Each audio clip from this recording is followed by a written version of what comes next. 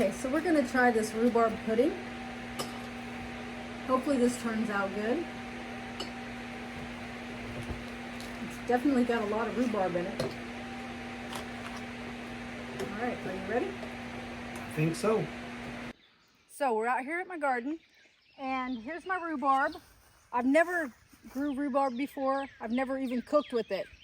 But they say don't eat the leaves. The leaves are poisonous. Don't even feed them to your pets, they say, like your chickens, nothing. There's all these rules about rhubarb that I never knew. Don't eat the center stalk, they say.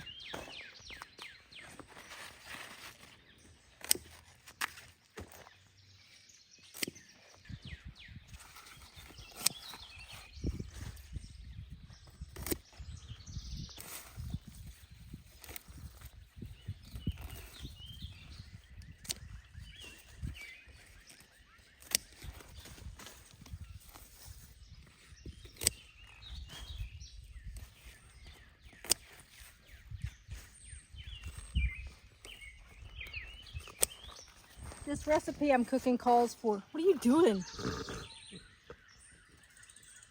Back on my face, you doofus.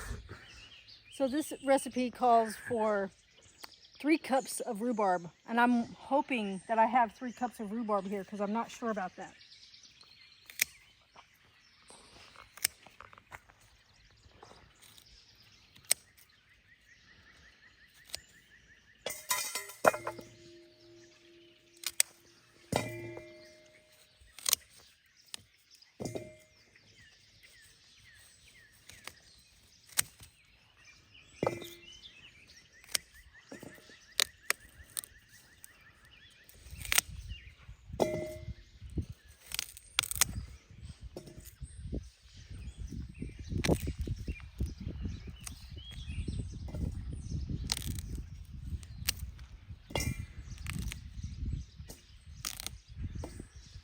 All right, so I think that's all I better get from it.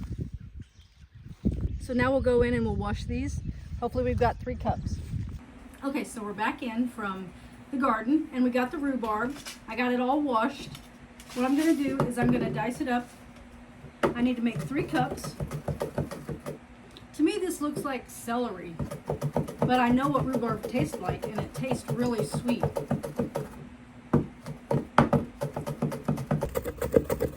If you don't have one of these, you can just dice it up to bite-sized pieces.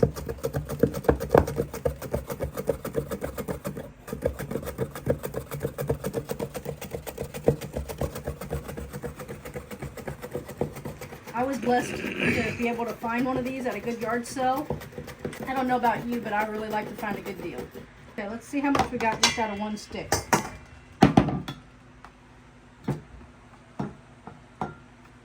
Well, that's about a cup, a little bit less than a cup, but out of just 1 piece. So I think we may have enough to make 3 cups here.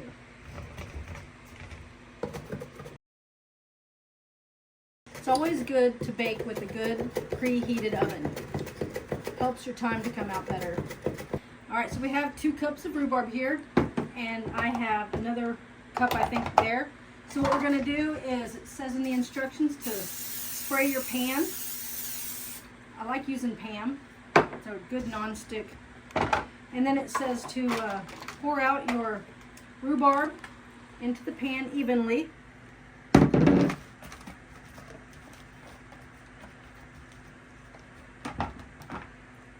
Let's see if we have another cup filled. Okay, so here's our 3rd cup, and we will just spread it evenly.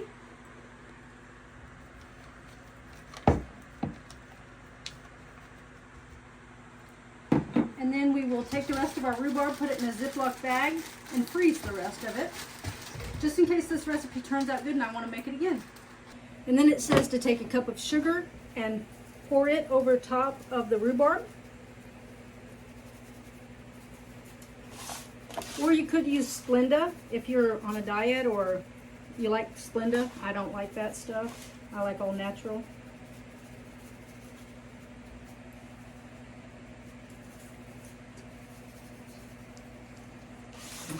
So then you take 1 stick of butter and you put it in your mixing bowl.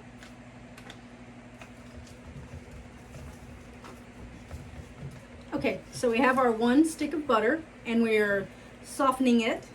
Then you add 1 more cup of sugar. Now we added a cup of sugar on top of the rhubarb, but this one you add into your batter. Then you do 1 cup of flour. And then you do 1/2 cup of milk.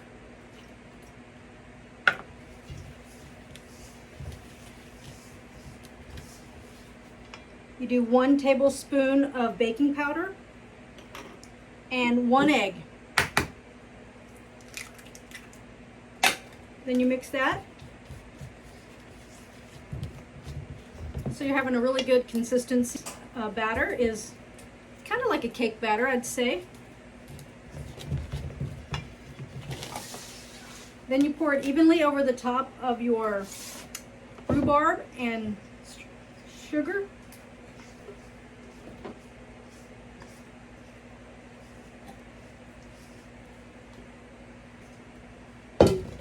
Smooth it out.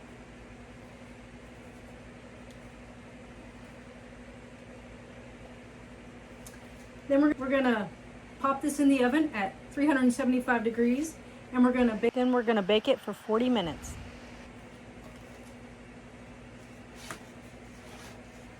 All right. I think we got it smooth over it.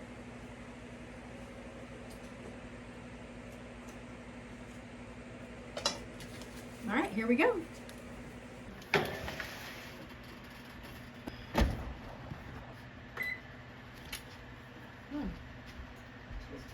Okay, so it's time to check on that rhubarb. It's been in for 40 minutes. Oh, that looks beautiful. Okay, so we're gonna try this rhubarb pudding. Hopefully this turns out good.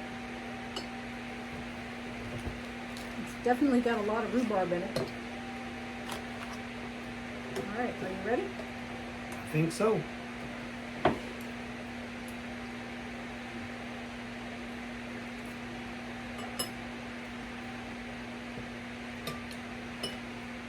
Very good. It's got sweetness and it's got tartness. It's just delicious. Thank you. Well, that's how you cook rhubarb pudding. Thank you for tuning in, and I hope that you learned how to make something new. I learned how to make something new, and it was very interesting. It tastes delicious.